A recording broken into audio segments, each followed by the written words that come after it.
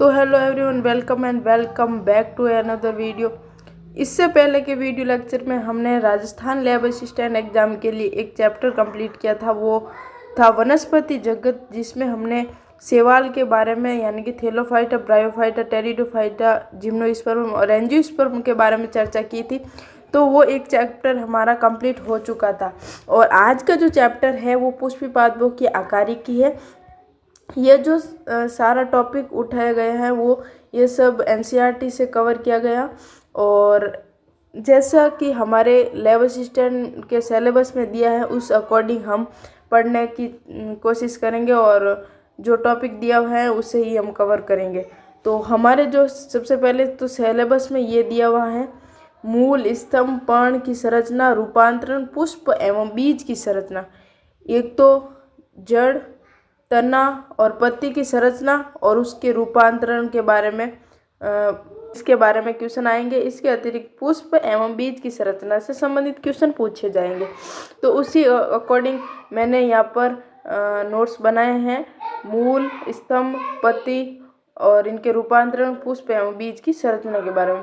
तो चलो बिना टाइम वेस्ट किए हम आज के लेक्चर को स्टार्ट करते हैं। और लेक्चर को स्टार्ट करने से पहले यदि आप चैनल पर नए हो तो एक बार वीडियो को लाइक करके चैनल को सब्सक्राइब जरूर कर दें। और स्टार्ट करते हैं मूल से। मूल द्विबीजपत्री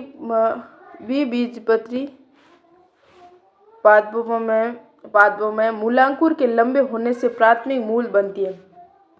इसके पार्श्वीय मूल और बनती हैं, द्वितीयक मूल और तृतीयक मूल। इसे मूसला मूल कहते हैं। जैसे कि कोई अंकुरित बीज है, उसके मूलांकुर से जब मूल निकलती हैं तो एक मुख्य मूल निकलती है, उससे और भी अन्य मूल निकलती हैं, जैसे कि द्वितीयक और तृतीयक मूल। इस प्रकार की मूल को हम मूसला मूल कहते हैं। और एक बीजपत्री पौधों में जो मुख्य मूल होती है उसकी आयु तो कम होती है, वो तो बहुत जल्द समाप्त होती हैं, लेकिन उसके पास ही और अनेक सारी मूल निकलती हैं। इस प्रकार की मूल को कहते हैं जकड़ा मूल। एक बीजपत्री पौधों में प्राथमिक मूल अल्पायु होती हैं और इसके स्थान पर अनेक प्रकार की मूल निकलती हैं, जैसे कि इसका एग्जाम्पल है गेहूं का पौधा। तो ये दो एग्जाम्पल दिए गए हैं मूसला मूल और जकड़ा मूल के। मूसला मूल का सरसों का पौधा और जकड़ा मूल का है गेहूं का पौधा। और इसके बाद एक और प्रकार की मूल होती हैं, वो है अपस्थानिक मूल। मूल मूलांकुर से नहीं निकलकर किसी अन्य पौधे के किसी अन्य भाग से निकलती हैं। इस प्रकार की मूल को क्या कहते हैं? मूसला अपस्थानिक मूल कहते हैं। तो इनके जो एग्जाम्पल हैं वो गन्ना और बरगद हैं। और तो हमने 3 प्रकार की मूल पढ़ी, मूसला मूल, जगड़ा मूल और अपस्थानिक मूल। मूसला मूल जो मुख्य मूल से एक द्वितीयक और तृतीयक अनेक सारी और मूल निकलती हैं, उससे तो मूसला मूल कहते हैं। और जकड़ा मूल ऐसी मूल जिसकी आयु अल्पायु होती है, लेकिन उसके साथ अन्य और भी कई सारी मूल निकलती हैं, तो उसे जकड़ा मूल कहते हैं। और कुछ मूल मूलांकुर से नहीं निकलकर किसी अन्य भाग से निकलती है, इस प्रकार की मूल को अपस्थानिक मूल कहते हैं। और मूल का प्रमुख कार्य क्या होता है? मूल का प्रमुख कार्य क्या होता है?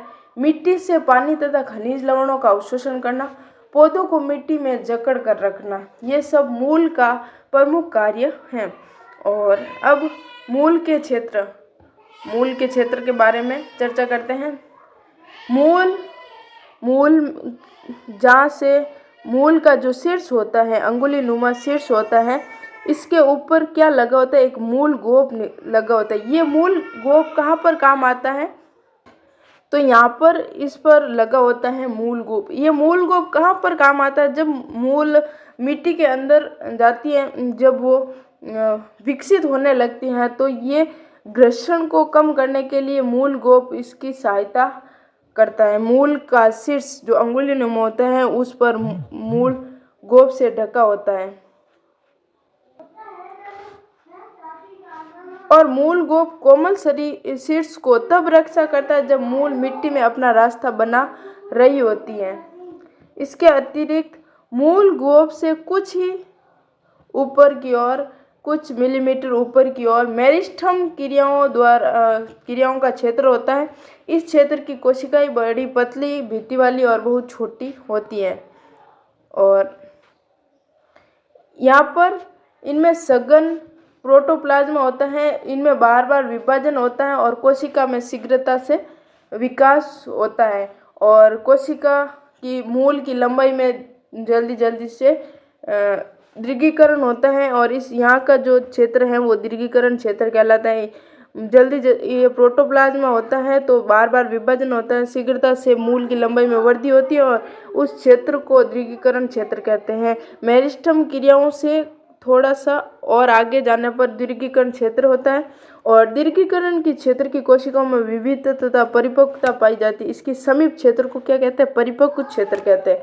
दीर्घीकरण क्षेत्र के बाद परिपक्व क्षेत्र होता है।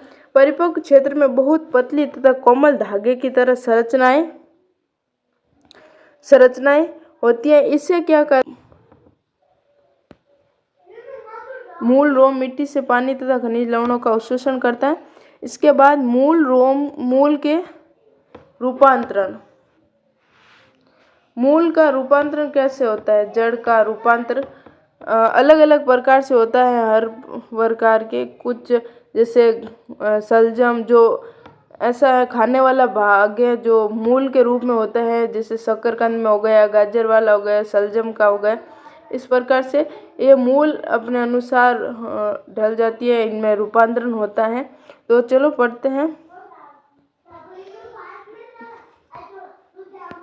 मूल के अन्य कार्य के लिए अपने आकार तथा संरचना में रूपांतरण कर लेती हैं। भोजन संचय करने के लिए, सहारा के लिए, श्वसन के लिए अपने आप को रूपांतरित कर देती है। गाजर तथा शलजम की मूसला मूल तथा शकरकंद गाजर तथा शलजम की मूसला मूल तथा शकरकंद की अपस्थानिक मूल भोजन को संग्रहित करने के कारण फूल जाती है।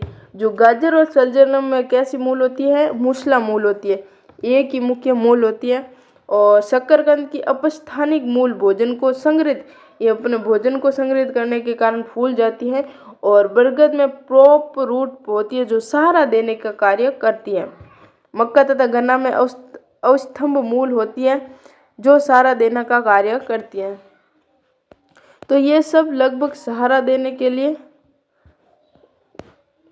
काम आती हैं। नेक्स्ट,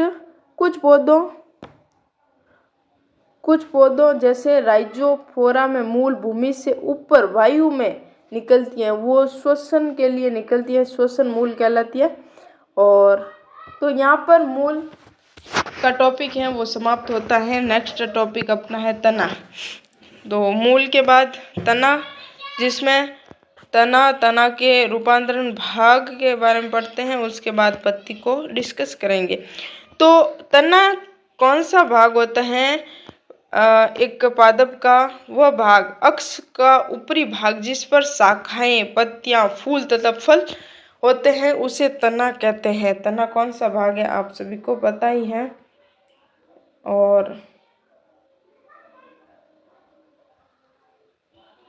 तना अक्ष का ऊपरी भाग होता है जहाँ पर पत्तियां होती हैं, शाखाएं होती है, फूल फल लगे होते हैं। और बीज के मूलांकुर भाग से तो मूल निकलती है, लेकिन प्रांकुर भाग से तना का विकास होता है।